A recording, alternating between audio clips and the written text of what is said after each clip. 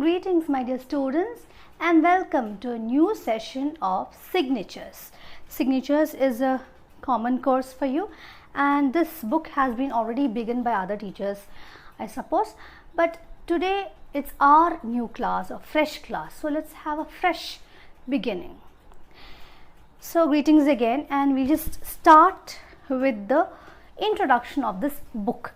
First, when you start learning a book, you should know many things about the book, many aspects about the book.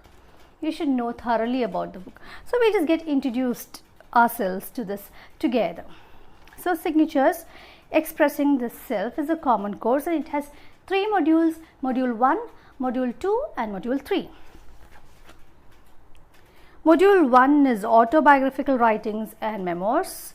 Module 2 is Speeches and Testimonies. And Module 3 is Diary Entries and Letters. So there are 4 chapters in each of these modules. Pablo Neruda's excerpts from the memoirs. It's not memoir, it's memoirs. I is almost silent over there. It's memoirs. Pablo Neruda's excerpts from the memoirs. Annie Dillard's excerpts from Pilgrim at Tinker Creek. Jeanette Armstrong's I Stand With You Against the Disorder. Nellie Wong's When I Was Growing Up. Then coming to Module 2, it's Speeches and Testimonies. Harold Pinter's Art, Truth and Politics. Charlie Chaplin's final speech in the movie The Great Dictator. A Solitary Human Voice from Voices from Chernobyl, The Oral History of a Nuclear Disaster, written by Svetlana Alexievich. And Breaking the Silence by Gianni Miri Kitani. That is Module 2. Moving on to Module 3, it is Diary Entries and Letters, first by Anne Frank, and it is excerpts from the Diary of a Young Girl. You must have already read this through your school years. Then Sue Townsend's excerpts from the Secret Diary of Adrienne Mole, aged 13 3/4. Letters from the Mothers of Nenjambarambu to the Supreme Court by M.A. Rahman, and Letters to Adolf Hitler by M.K. Gandhi, Mohandas Karamchand Gandhi. So these are the modules, and let's see that first it is autobiographical writings and memoirs. So what is autobiography? That first you have to understand. Autobiography is the life of an individual narrated by himself or herself. A particular person's life, story of a life, is narrated by himself or herself. That's autobiography. From the word auto, you can understand that it is done by himself. The word auto suggests that whatever you do by your own, by yourself, that is auto. So you know what biography is. Biography is the life of an individual narrated by some other person. It can be a writer. So that is autobiography and biography. Biography, life of a person or incidents of the life of a person narrated by some other person. That is biography. When your life is narrated by yourself, that is that person himself, it is autobiography. From the word auto, you can understand that. So what is memoir? Memoir, you should know, it reveals the experiences of an author's lifetime.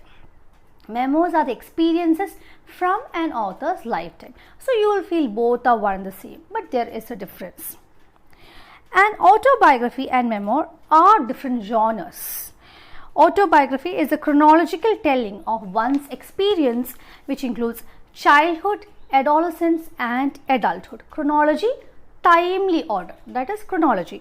So one's experienced, which includes childhood and then adolescence and lastly the adulthood, in chronological order, those experiences are autobiography. But memoir has a specific timeline. Maybe it's just a specific timeline and the experiences of that particular time. That is memoir, and tells us more about the author's memories, feelings and emotions, more intimate emotions. That is memoir. So memoir has a specific timeline. It does not extend throughout the life of a particular person. So that is difference between autobiography and memoir. Coming to speech and testimony. Speech is a spoken communication addressed to an audience. Otherwise, it is known as oration. So, speech is otherwise known as oration. It is the spoken communication addressed to an audience, to a mass of people. That is speech. Testimony actually means a proof or evidence, but testimony in literature refers to the accounts of the personal experiences of historic events.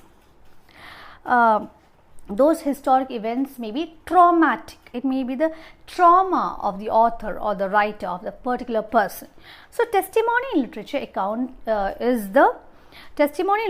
is the accounts of the personal experiences of historic events, and that is traumatic. You must have heard of the word testimonial. Testimonials. Testimonial is a reference or a recommendation. You should understand the difference. Testimony is a proof or evidence, and testimony in literature is the accounts of the personal experiences of an author, but testimonial is a reference or a recommendation. The difference you should understand. Coming to diary entry and letters. Diary entry is a form of autobiographical writing. The word journal may be sometimes used for diary. So, instead of diary entry, you can also use the word journal, and diary entry is a form of autobiographical writing. The person writes about himself. A letter is actually a message. You all know that letter contains a message, but literary letters, we are dealing with literary letters in our book, and these are published because a well-known person wrote it. Actually, letters are not meant for publishing, but these are published because a well-known personality has written it, a public figure has written it, and it deals with various issues and themes. It deals with issues and themes of that particular era when the author was living, during the lifetime of the particular author, and we are supposed to know those issues and themes, and that's why we are studying those literary letters. Alright, I heard that this textbook is available in the market, but we don't know when the lockdown will ease. There are chances of lockdown getting eased, but as and when there are no restrictions around in your area, go and grab the book, because we need the book, and it is easily available in the market. But the problem is this, the block is this, that the restrictions imposed in your area, check those restrictions, and depending on those restrictions, try to get a copy of this book. So this will make your learning easier. I have still to get the book, and I am also in the lookout for that, so try for that. Now, moving on to the introduction, we have to get introduced ourselves to the poem. So, When I Was Growing Up by Nellie Wong.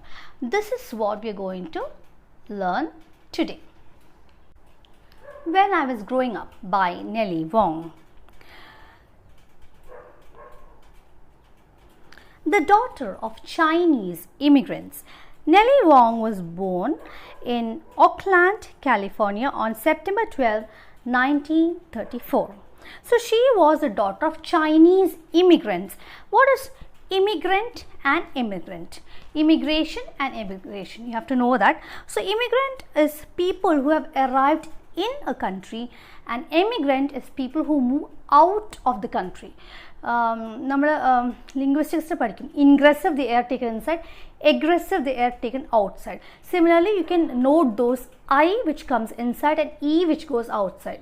This is tricks or devices to memorize things. So, E, that I sound or that I letter which comes inside, and E, that letter which goes outside. So, immigration is coming or arriving into a country, and emigration is going or moving out of a country, okay, leaving a country. So, here Nellie Wong, the author or writer, the poetess of this poem, When I Was Growing Up, Nellie Wong was daughter of Chinese immigrants. They were basically Chinese, but they have come to America. So, Chinese immigrants. Nellie Wong was born in Oakland, California on September 12, 1934. She was born in California, but she had the lineage of Chinese. Basically, they were native Chinese. As a teenager, she worked in her parents' Chinese restaurant, and after graduating high school, she took a job as a secretary for Bethlehem Steel Corporation, where she worked until 1982. So, she worked in her parents' Chinese restaurant, and about her education, graduating high school, and her job, all that is mentioned over there. In her mid 30s, what is 30s? The age 30 to 39 is 30s. Mid 30s, somewhere around 35. She began studying creative writing at San Francisco, the State University. During the Second World War, Japanese Americans were evacuated to concentration camp since Japan bombed America's naval base at Pearl Harbor. It had a fearful and painful impact on Wong's family because they were considered as Japanese, where they were actually Chinese Americans. So, what happened during Second World War was that Japanese Americans were evacuated to concentration camps. You know the infamous concentration camps of Hitler. We all know that. And what happened was that these Japanese Americans, Chinese Americans, Nellie Wong belonged to Chinese Americans. There's another section called Japanese Americans, that is, they had a Japanese ancestry or they were Japanese natives, but they were settled in America. Those are Japanese Americans. So, Japanese Americans, they were having a grudge towards Japanese Americans. Why? There was a hatred towards Japanese Americans because Japan bombed America's naval base. Japan was the one who bombed America's naval base. So, there was hatred and grudge towards Japanese during the Second World War. So, they were taken to concentration camps. So, you know that Japanese and Chinese almost look similar. They have, a kind of narrow eyes, small narrow eyes. So, Japanese and Chinese look similar. So, the Chinese immigrants were misunderstood as Japanese people, Japanese Americans, and Chinese Americans were also taken to the concentration camps. And this had an impact on Nellie Wong's family also because they belonged to Chinese immigrants section, that group. Actually, it was hatred towards Japanese Americans and misunderstanding Nellie's family, who were Chinese immigrants. They were also taken to the concentration camps. So, Wong published her first book of poetry, Dreams in Harrison Railroad Park, and was published by Kelsey Street Press in the year 1977. Wong's anthology of poetry includes The Death of Long Steam Lady in the year 1986, Stolen Moments 1997, and Breakfast, Dinner, Lunch in the year 2012.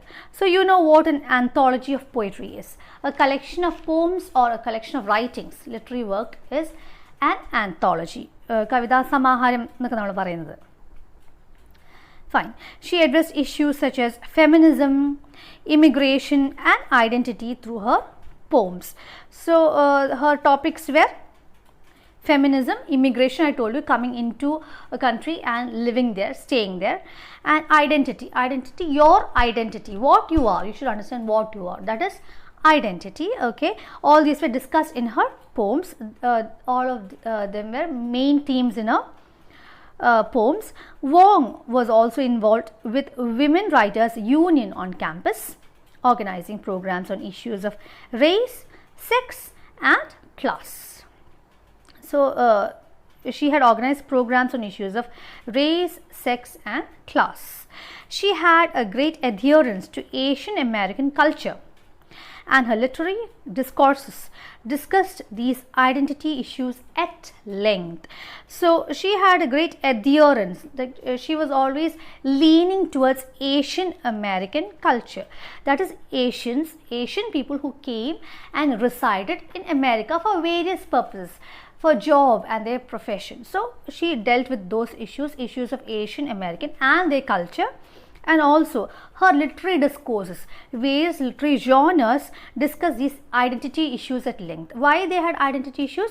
Because they had a lineage or they had an ancestry of Asians, but they were coming and staying in America.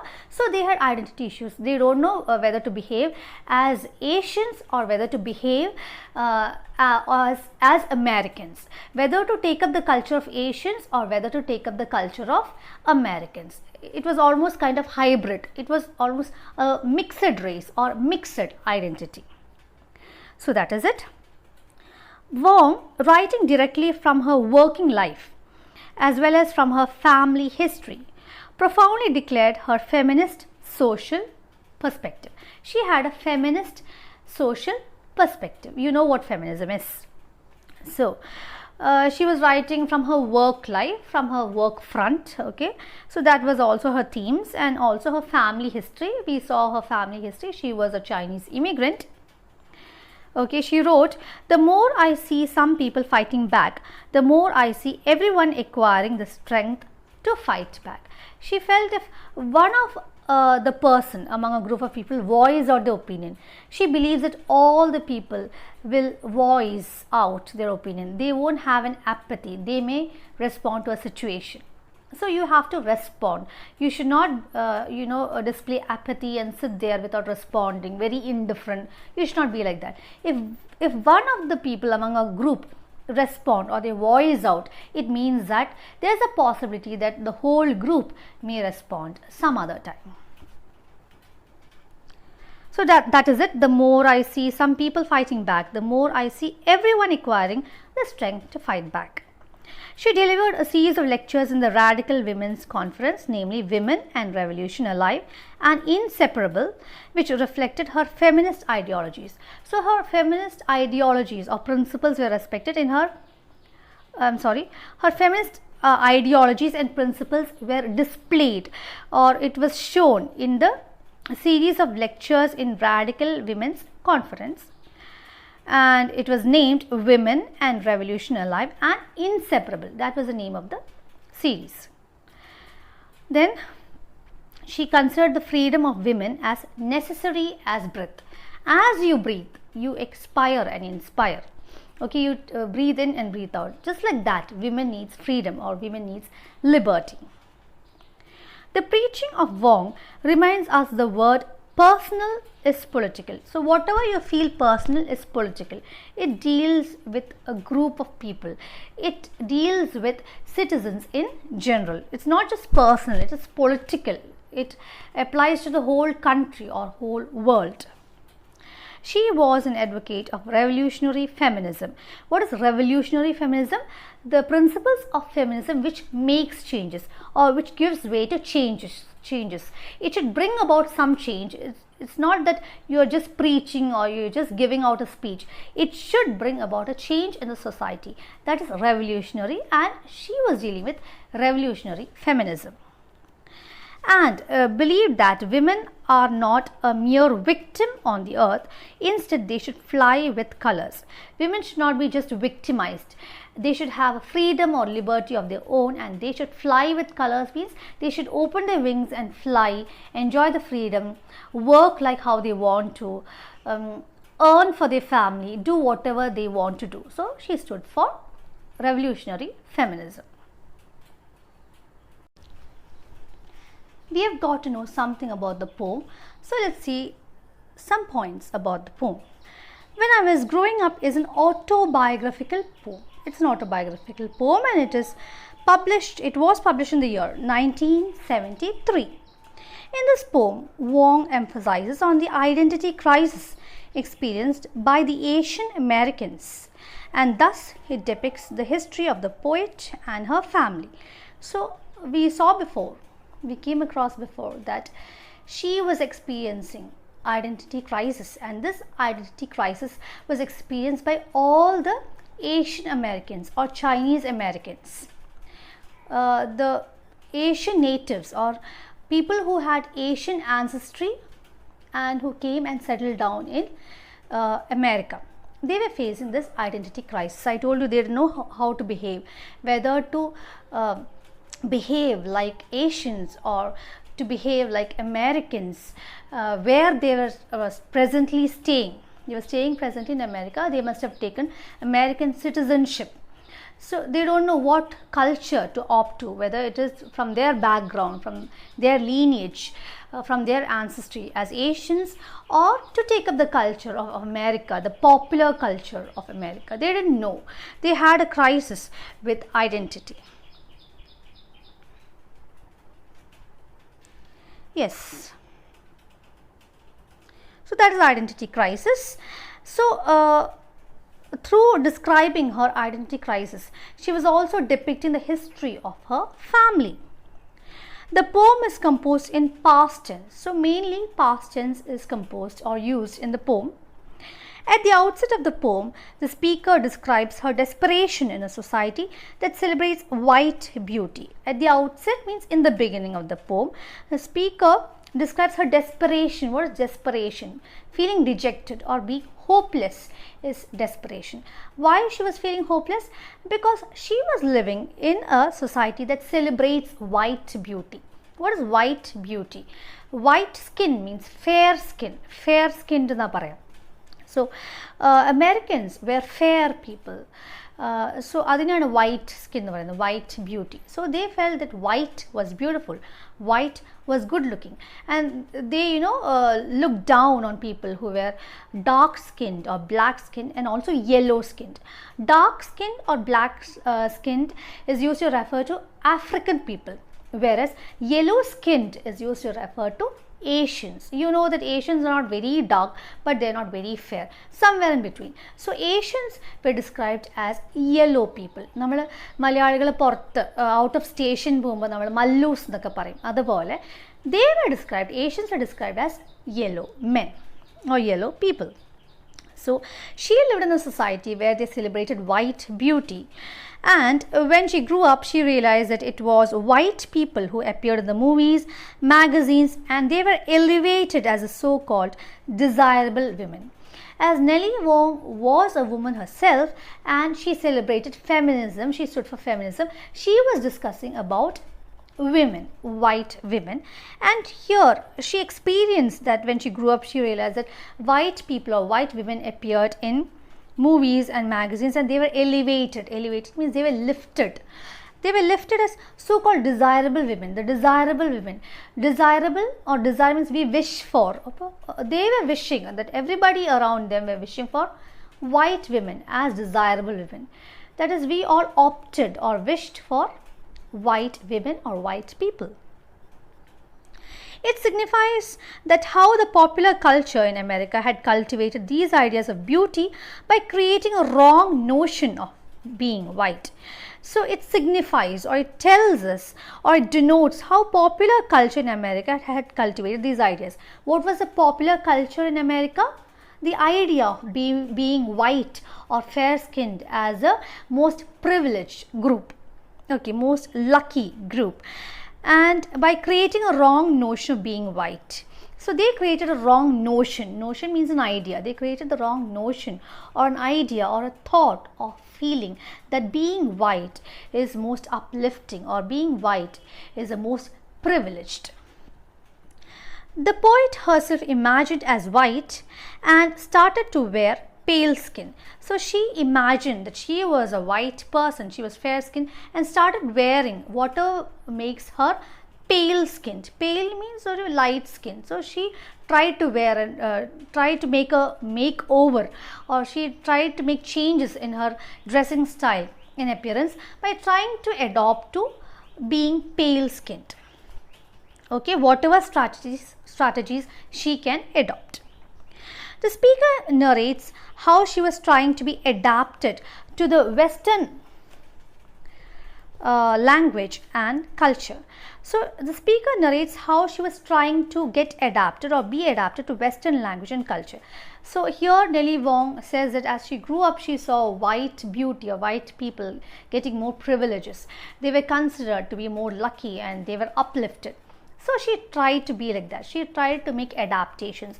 Adaptations means you adjust and modify yourself to a new situation. That is adaptation. She was trying to get adapted to Western language and Western culture, because she understood that Western culture and Western language was more privileged, and she may get a better position if she tried to imitate that Western culture. She met white girls who wore imported cotton clothes and thought that she too have these fortunes. So she met white girls. White girls always wore imported Western clothes or cotton clothes. Imported means you are bringing into your country from abroad. You are bringing certain goods or products into your country from abroad, from foreign countries. That is imported. It will be costly. So white girls wore imported cotton clothes. So she was trying to be like them. She was trying to imitate them, and thought that she too should have these fortunes. She felt that she herself should have these fortunes, these kind of privileges. She should have these facilities. She wanted to have these facilities. When she grew up, she longed for the American food and style. So as and when she grew up, during her growing up phase, she wanted American food. She wanted to have or eat American food, and she wanted to adapt to their style, their way of life or way of living. The word hungered shows the intensity of her desire to imitate American whites' lifestyle. So in the poem, we have yet to read the poem. So in the poem, there is a word used, hungered. So you're hungry means you're starving. You very desperately want to have food. That is hungered. You're starving. You're waiting for food. So here hungered shows the intensity, that strong desire, that acute feeling. Why? To imitate American whites' lifestyle. To imitate is to mimic or to copy somebody. So she wanted to imitate American style, food and culture. Okay, American whites' lifestyle. She began to hate yellow men, and she felt ashamed of being with them. She began to hate. She felt that yellow men was too cultureless for her. That yellow men refers to Asian people. So she belonged to look down on yellow men or Asians, and felt ashamed of being with them. She felt that she no longer has to spend time with yellow men. She does not have anything to do with yellow men or Asians. But basically she herself was an Asian, okay, and their acts were considered as cultureless. So she felt their acts and the way they behaved was cultureless. They didn't have any tint of culture in them. When she grew up, people would ask about her nationality. Nationality means from which country you have come, you hail from which country, or what is the origin, what was her origin, where did she come from. That is nationality, the country in which she was born, or in the country from which she had an ancestry. And then made an identity crisis in her. So when people started asking about her nationality, she started getting, or she started developing an identity crisis. She felt that her dark skin was dirty. Dark skin means dirty or filthy, or it was a mess, and tried to wash it away. So she tried desperately to wash her skin away with soap and water, but can she wash away her skin? No, the skin remained as it is. Okay, it is hereditary. It is genetics.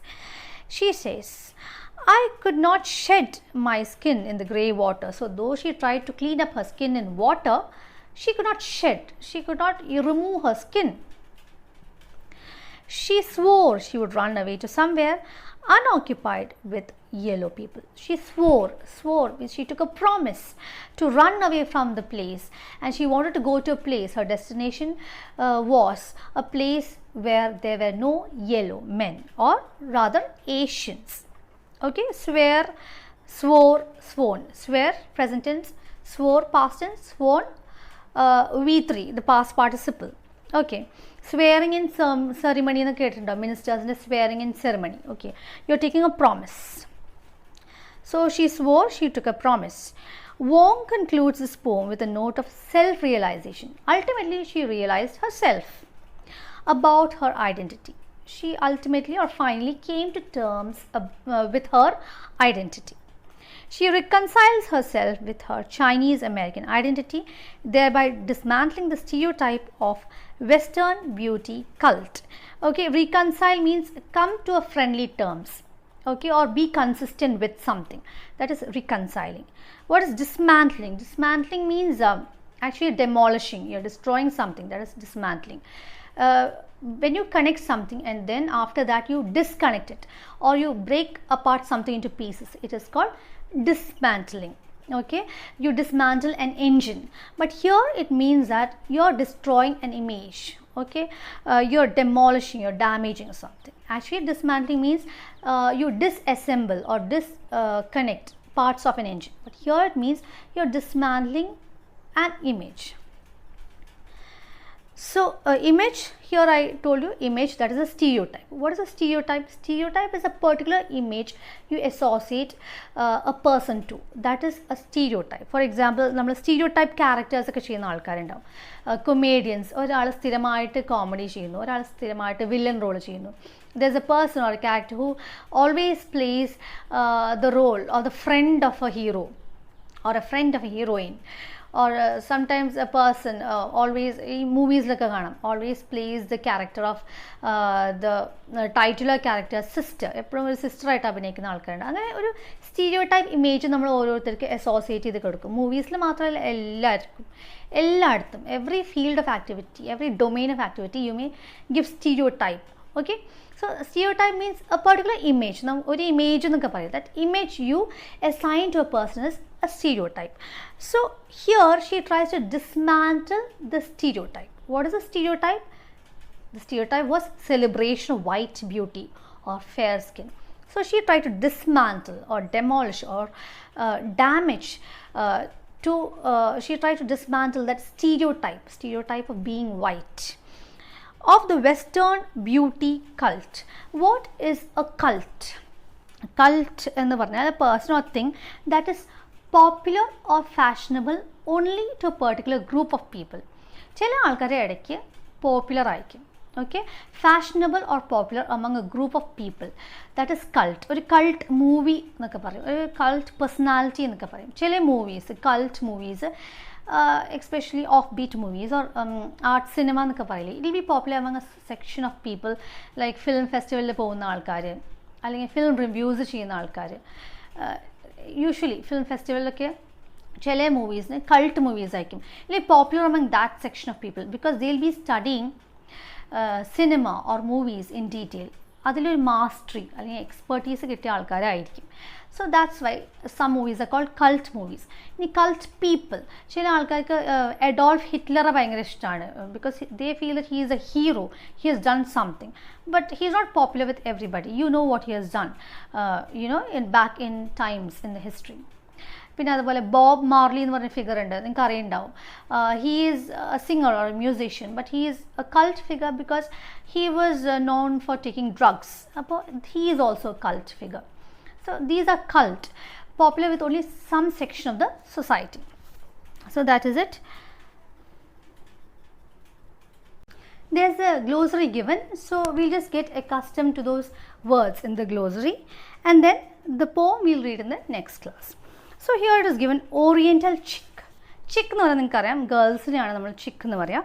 So Oriental chick means an Asian female, a girl with Asian proportions of beauty.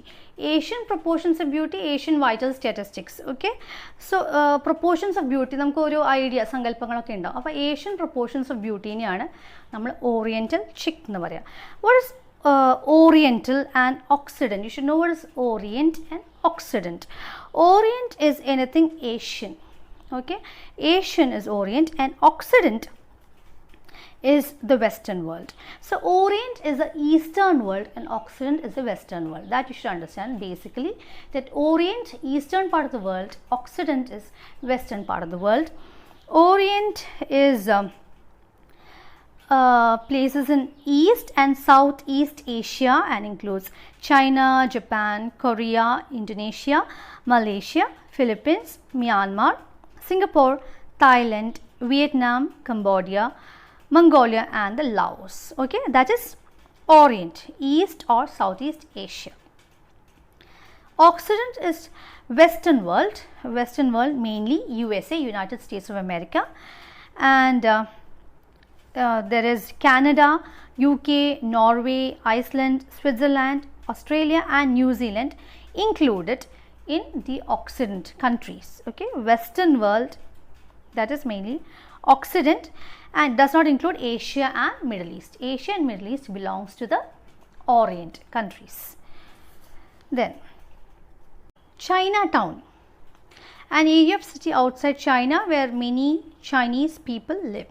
So it is not a place in China. Chinatown is not a place in China, but a particular place where many Chinese people inhabit and live. That is a Chinatown. Okay, this is a colloquial kind of word. നമ്മൾ ദുബായിലൊക്കെ ഒരുപാട് മലയാളീസ് പോയി താമസിക്കില്ല, അതുപോലെ where so many people of particular race or particular community or particular country live. So here it is Chinatown. Then yellow town means people having a yellowish skin, regarded as an offensive term for Asians. So yellow people, again, where so many Asians inhabit together, that particular place is called yellow town. It's an offensive term for Asians, offensive, rude or unpleasant term, that is offensive. Stereotype, we have discussed this before. Stereotype is a standard conventional image, cliche or typecast. Stereotype in ഒരു പര്യായമാണ്, ഒരു synonym ആണ് typecast, that particular image you assign to a person. Conventional, usual, normal image, standard. Okay, and cliche means something coming repeatedly. Cliche, something which goes on repeating, is cliche. That particular image goes on repeating. Filipino is a native or inhabitant of the Philippines. Okay, native or inhabitant of the Philippines is Filipino. Polynesian is the indigenous people who inhabit the islands. Indigenous എന്ന് പറഞ്ഞാൽ എന്താണ്? Indigenous is native or local people, that is Polynesian. Polynesian is a sub-region of Oceania. Polynesian means it's a sub-region of Oceania, and it exists, or it is situated in the Pacific Ocean. It is situated in the Pacific Ocean. So that is Polynesian. Then comes Gardenia. Gardenia is a shrub. Shrub is a bush of warm climates with large, fragrant, white or yellow flowers, often associated with purity and love. So Gardenia is a shrub or a bush, a ചെറിയ ചെടി, ഒരു bush, and it appears usually in warm climate region, and it has large, fragrant, white or yellow flowers and often associated with purity and love. This plant and its flowers are associated with purity and love. I want to tell you one more thing. Filipinos can be regarded as Asians, and also they belong to the Pacific Islanders also. So they have two kind of identities. They can be considered as Asians, and also they belong to the Pacific Islanders. Okay, that's it. And thank you for now. Have a good day.